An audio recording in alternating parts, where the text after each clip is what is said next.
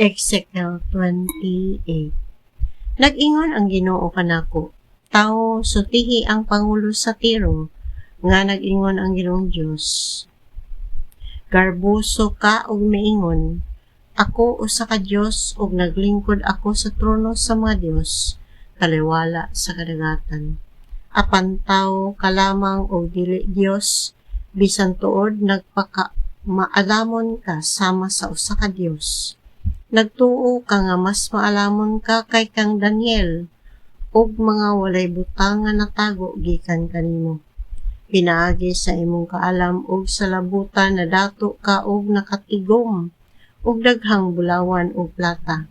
Pinaagi usab sa imong pagkamaayong mamatigayon, misamot kag kadato og tungod niini, nagarbuso ka. Busa ako ang Ginoong Dios nag-ingon. Kay malamon ka man kaha sama sa usa ka Dios, ipasulong ko ikaw sa malangyaw sa nasod nga bangis kaayo. Gub-o nila ang tanang manindot nga butang nga imong nga angkon pinagi sa imong kaalam. Itambog ka nila sa kahiladman ug mamatay ka tiliwala sa kadagatan. Tan-awon ta, kun moingon ka balang gihapon, ako usa ka Dios. Diha sa atubangan sa mamupatay kanimo. Mamatay ka sa dili tinuli. Diha sa kamot sa malangyaw nga walay kahadlok sa Dios. Ako ang Ginoong Dios mo'y naghatag sa mando. Unya giingnan pagayod ako sa Ginoo. Tao pagbangutan tungod sa dangatan sa hari sa Tiro, ug sutihi siya nga ang Ginoong Dios nag-ingon. Kaniadto simbolo ka sa kahingpit, puno ka sa kaalam, ug hingpit ang imong katahom.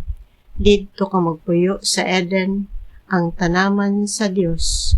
Naputos ka sa nagkadaiyang mahalong bato, diamante, cornalina, topasyo, haspe, chrysolito, berilo, onyx, sapiro, karbungko ug esmeralda. Ang imo mga lahas bulawan ug giandam kini sa adlaw nga ikaw gibuhat. Sa adlaw sa pagbutang ko kanimo sa tanaman sa Eden, gipabantayan ko ikaw sa usa ka anghel. Didto ka sa balang bukid sa Dios ug naglakalakaw ka taliwala sa mga bato nga nagilak-gilak. Walay masaway sa imong panlihok sukad sa pagbuhat kanimo hangtod nga nakasala ka. Tungod sa pag-uswag sa imong patigayo nahimo kang bangis ug nagpakasala ka. Busa gipakaulawan ko ikaw ug gisalibay gikan sa bukid sa Dios ug gihinginlan ka sa anghel nga nagbantay gikan sa mga bato nga nagilak-gilak.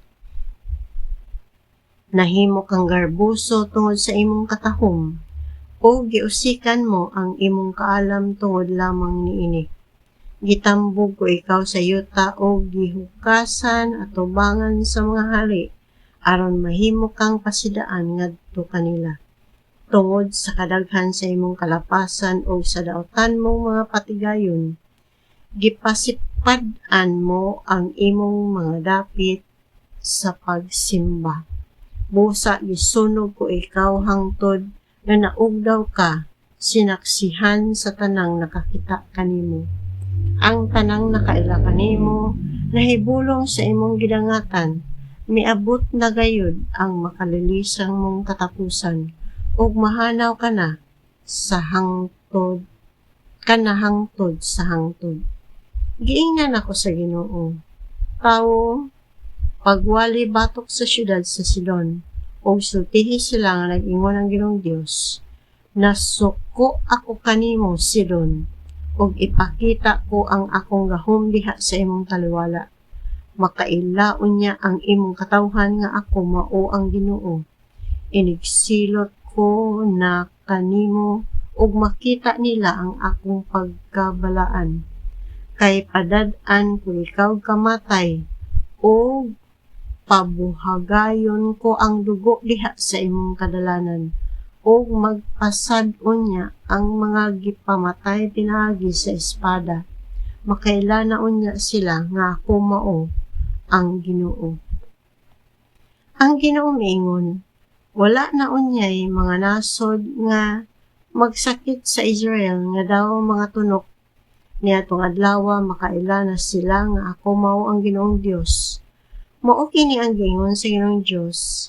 Inigtigom ko unya sa kakauhan sa Israel gikan sa nagkalain-laing nasod diin ko sila gipatibulaag makita ang akong pagkabalaan at tubangan sa kanasuran.